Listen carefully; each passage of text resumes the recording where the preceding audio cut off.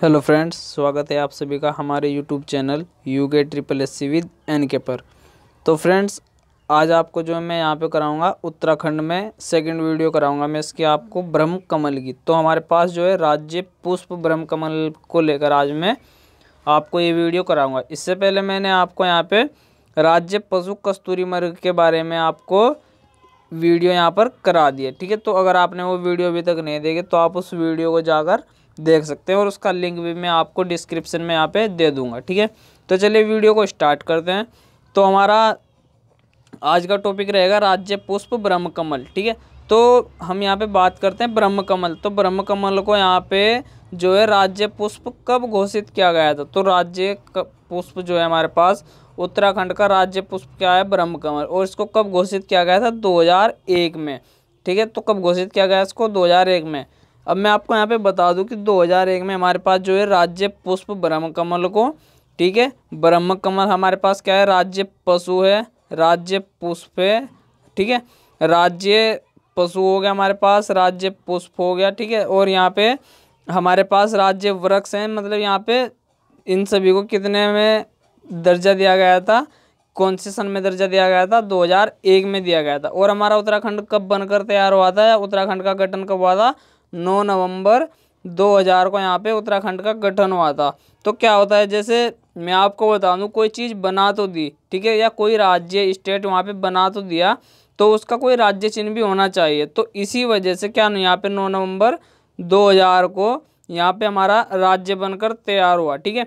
तो इसको राज्य को कोई एक साइन भी तो चाहिए होगा उसका, यहाँ पे कहते हैं जिसे उसका कोई यहाँ पे साइन होगा। जैसे यहाँ पे हमें राज्य पुष्प का जो हमारा यहाँ पे घोषित किया गया, ठीक है। तो यहाँ पे ब्रह्म कमल को घोषित किया गया 2001 में। तो हमारे पास राज्य के कुछ पशु होने चाहिए, जहाँ यहाँ पे पशु होने चाहिए हमारे पास, ठीक है। और यहाँ पे पुष्प होने चाहिए। तो यहाँ पे जो हमारे पास राज्य का जो बनाया गया, तो 2001 में इनको घोषित किया गया था। तो 2001 में मतलब यहाँ पे घोषित किया गया था, ठीक है। तो 2001 तो हमारे पास कुछ भी आ जाए, ब्रह्म कमल आ जाए, पशु आ जाए और पुष्प आ जाए, ठीक है।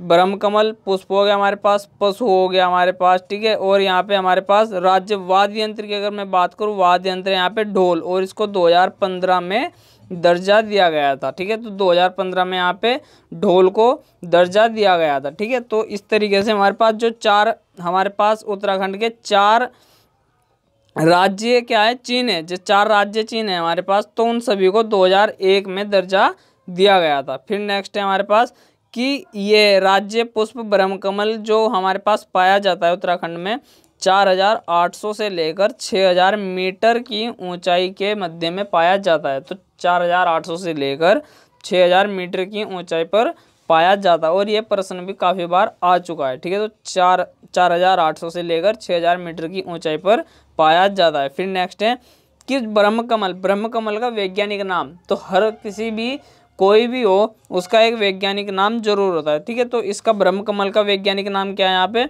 सोसूरिया अबवेलेटा। तो ब्रह्म कमल का वैज्ञानिक नाम हो गया यहाँ पे सोसूरिया अबवेलेटा। तो आपको याद रखना है कि ब्रह्म कमल का वैज्ञानिक नाम क्या है? यहाँ पे सोसूरिया अबवेलेटा, ठीक है। फिर नेक्स्ट है कि ब्रह्म कमल किस कुल का पौधा है? तो किस कुल का पौधा में बताना है, तो आपको पता भी होगा। और प्रश्न भी काफ़ी बार, जितने भी हमारे पास प्रश्न है सभी के सभी काफ़ी बार आए हुए प्रश्न है, ठीक है। तो हमारे पास जो ब्रह्म कमल किस कुल का पौधा है? तो किस कुल का पौधा है? एस्टेरेसी कुल का पौधा है। किस कुल का पौधा है? एस्टेरेसी कुल का हमारे पास पौधा है, ठीक है।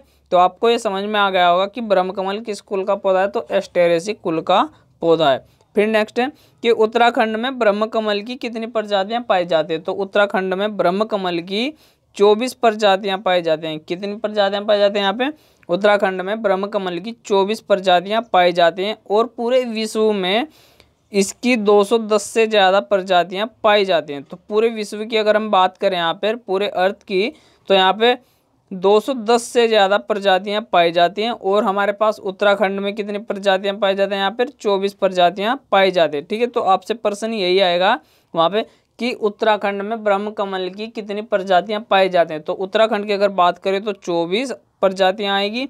और अगर पूरे विश्व की बात करें 210 आएगा, ठीक है। तो 210 आएगा, ठीक।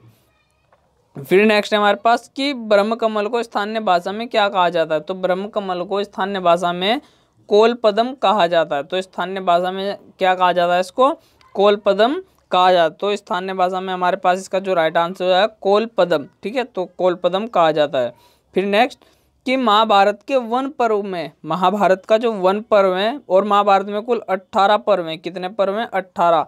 तो महाभारत के वन पर्व में ब्रह्म कमल को सुगंधित पुष्प कहा गया है। तो महाभारत के वन पर्व में ब्रह्म कमल को क्या कहा गया है? सुगंधित पुष्प कहा गया है, सुगंधित पुष्प का, ठीक। फिर यहाँ पे पौराणिक मान्यताओं के अनुसार इस पुष्प को केदारनाथ में स्थित भगवान शिव को अर्पित कर प्रसाद के रूप में बांटा जाता है। तो भगवान शिव जी को पहले अर्पित किया जाता है और फिर उसको प्रसाद के रूप में वहाँ पे दिया जाता है, ठीक है। तो ब्रह्म कमल को क्या है? ब्रह्म कमल एक सुगंधित पुष्प कहा जाता है, ठीक है। तो ब्रह्म कमल को किस में कहा जाता है? तो प्रश्न आ जाए आपके पास कि ब्रह्म कमल को सुगंधित पुष्प कहा जाता है। तो महाभारत मतलब वहाँ पे काफ़ी आपको पुस्तकों के नाम दे देंगे बड़ी बड़ी, तो वहाँ पे महाभारत आएगा, ठीक है। तो इसका जो राइट आंसर है महाभारत, इसका राइट आंसर हो जाएगा। फिर यहाँ पे क्या है, इसमें ब्रह्म कमल को वहाँ पे केदारनाथ स्थित शिव मंदिर, शिव भगवान जी को अर्पित करते हैं और उस बाद में उसको क्या करते हैं? प्रसाद के रूप में देते हैं, ठीक है। तो अर्पित करते हैं, ठीक।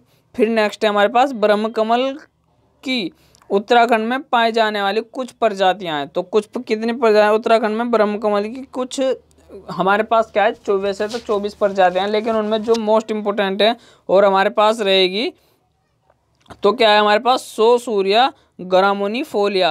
तो सो सूर्या ग्रामोनीफोलिया जिसको हम कहते हैं फैन कमल, फैन कमल, ठीक है। तो फैन कमल कहते हैं, ठीक है। तो फैन कमल का वैज्ञानिक नाम क्या है? सो सूर्या ग्रामोनीफोलिया इसका वैज्ञानिक नाम है। और इसका रंग किस तरीके का? बैंगनी रंग का होता है, ठीक है। तो यहाँ पे मैं आपको बताऊं तो ब्रह्म कमल की यहाँ पे उत्तराखंड में 24 में से 4 प्रजातियाँ यहाँ पे दी गई हैं, जिसमें फैन कमल का रंग किस तरीके से होता है? बैंगनी रंग का होता है। और इसका वैज्ञानिक नाम क्या होता है? सो सूर्या ग्रामोनीफोलिया, ठीक है। तो सो सूर्या ग्रामोनीफोलिया हमारा किसका होगा यहाँ पे? फैन कमल का। फिर नेक्स्ट है सो सूर्या लंपा, ठीक।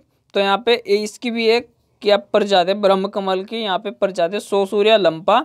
फिर नेक्स्ट प्रजाति है इसकी तीसरी सो सूर्या सिमेसोनिया, ठीक है। तो इसकी यहाँ पे तीसरी प्रजाति। फिर लास्ट है हमारे पास चौथी जो सो सूर्या ग्रासोफिफोरा,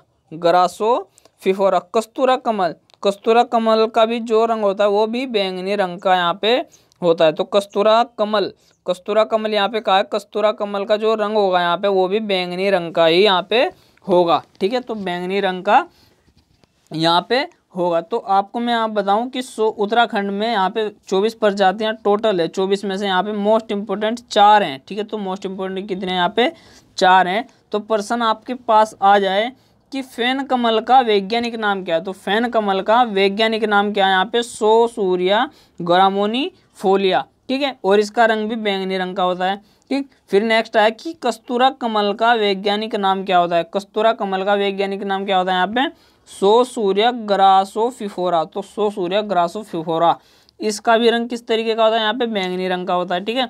तो इनको आपको याद रखना है। और एक हमारे पास सो सूर्या लंपा, ये याद रखना है, और सो सूर्या सिमेनोसोनिया, इन दो को तो आप चाहो इतना अच्छे से याद ना करो, लेकिन पढ़ जरूर लेना। लेकिन इन दो को नंबर 1 और नंबर 4 को आप जरूर याद करना, क्योंकि इनके साथ साथ जो वहाँ पे बोलते हैं जैसे फैन कमल और कस्तूरा कमल, इनके साथ साथ ही इनका हमारे पास वैज्ञानिक नाम भी यहाँ पे दिया गया है, ठीक है। तो इस वजह से आप इनको याद जरूर कर लेना।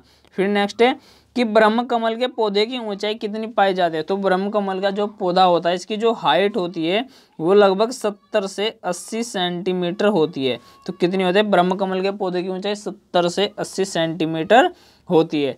फिर नेक्स्ट है कि यह जुलाई से सितंबर माह के मध्य खिलते हैं, जुलाई से सितंबर माह के मध्य खिलते हैं। और ये किस रंग के होते हैं? बैंगनी रंग के फूल होते हैं, ठीक है। तो सितंबर में खिलते हैं और ये बैंगनी रंग के यहाँ पे होते हैं, ठीक है।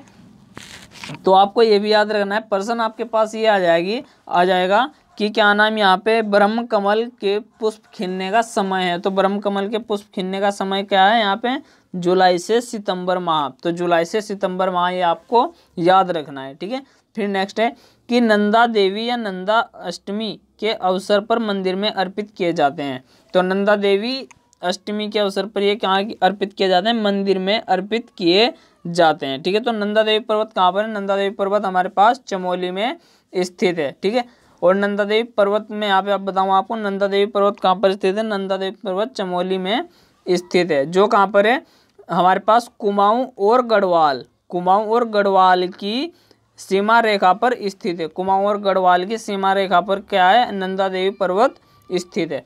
फिर नेक्स्ट है उत्तराखंड में फूलों की घाटी, केदारनाथ, पिंडारी, शिवलिंग बेस, हरकी-दून, उत्तरकाशी में है हरकी-दून, टोंस घाटी, रुद्रप्रयाग, पिथौरागढ़ आदि स्थानों पर पाए जाते हैं। तो ये जो पुष्प हैं हमारे पास ये किन किन स्थानों पर पाए जाते हैं, तो ये हमारे पास उत्तराखंड में फूलों की घाटी, केदारनाथ, पिंडारी ग्लेशियर, शिवलिंग बेस, हरकी-दून, टोंस घाटी, रुद्रप्रयाग, पिथौरागढ़, इन सभी स्थानों पर ये पाए जाते हैं, ठीक है। तो प्रश्न आपके पास आ जाए तो इससे पहले मैं आपको यहाँ पे बताऊं कि आपको ये सभी नाम याद रखने हैं, ठीक है। और इन नाम के बाद अगर आपके पास प्रश्न आ जाए कि निम्न में से बताए किन स्थान पर ब्रह्म कमल पाए जाते हैं, तो आपको 3 नाम इनमें से दे दिए और एक नाम कोई अलग दे दिया, तो पूछ ले इनमें से नहीं है, तो वो आपको याद रखने होंगे, ठीक है। तो नाम आपको याद होंगे तभी आप उस आंसर को वहाँ पे चेक कर पाओगे, ठीक है। तो फिर नेक्स्ट है हमारे पास पुराणों में इसे क्या कहा गया है, तो पुराणों में ब्रह्म कमल को पवित्र पुष्प कहा गया है। तो पुराणों में ब्रह्म कमल को क्या कहा गया है, पवित्र पुष्प कहा गया है। तो आप याद रखिएगा पुराणों में ब्रह्म कमल को पवित्र पुष्प कहा गया है। फिर नेक्स्ट है और लास्ट कि ब्रह्म कमल पौधे की जड़ों को पीसकर हड्डी उपचार में प्रयोग भी किया जाता है। तो हड्डी उपचार में इसका प्रयोग भी किया जाता है, जो हमारे पास इसकी जड़ें होती हैं उनको पीसकर। तो आपका फ्रेंड जितना भी हमारे पास ब्रह्म कमल का था टॉपिक वो आपको मैंने यहाँ पे क्लियर करा दिया। तो इसी तरीके से मैं आपको यहाँ पे नेक्स्ट वीडियो भी कराऊंगा। तो फ्रेंड्स आप इस वीडियो को ज़्यादा से ज़्यादा शेयर कीजिए, वीडियो को लाइक कीजिए और साथ ही साथ चैनल को सब्सक्राइब जरूर कीजिए। धन्यवाद।